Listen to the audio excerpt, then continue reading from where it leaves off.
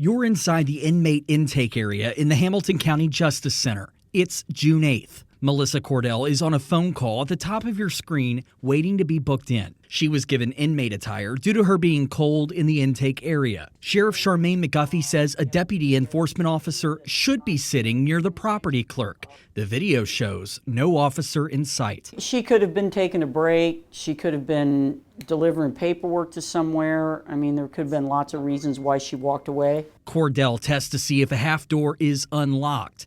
It is. She starts here to come behind this counter and then realizes something over here that maybe somebody's watching her. 10 seconds later, she sees her moment getting into the property area. Quickly gets behind these blind spots here, this big pole here, and this is a wall right here. So this person here cannot see her. On the left of the screen, another clerk is giving property back to inmates leaving jail. That clerk leaves the frame.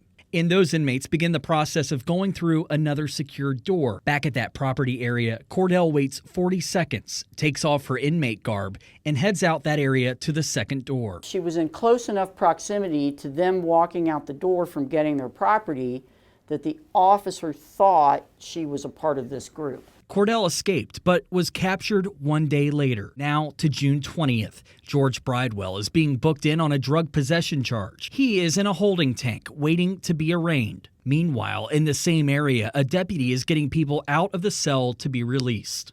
So he's calling out names, and he's getting those people out. Now this gentleman right here, he says, wait a minute, you're not on the list. So he makes him go back in, tells this officer here, shut that door. The door to the cell locks with Bridewell inside. The inmates waiting for release head to a data entry office to be processed to leave the jail. Meanwhile, public defenders asked to open the cell door to gather information on each inmate's case. This is a process that's been in place for a decade or more, I'm sure. And so they get this guy out. She's calling another name to get someone else out to interview. And this is where they collect some information. So as you can see, this door stays open.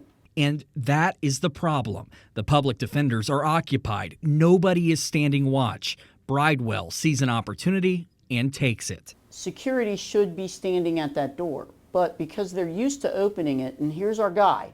You see he popped out and then he went around the corner. The next step in his escape, blending in. He now stepped out because he knows they're getting ready to all leave. He moves into the area where other inmates are being processed to leave. Minutes later, Here they come. There he is. Bridewell walks with the group to the property area. For Bridewell, it's one last door to freedom. You'll notice the officer looks at this guy, but there's so many people coming and going and being released, it's hard to keep track of who's who. And we fixed that as well.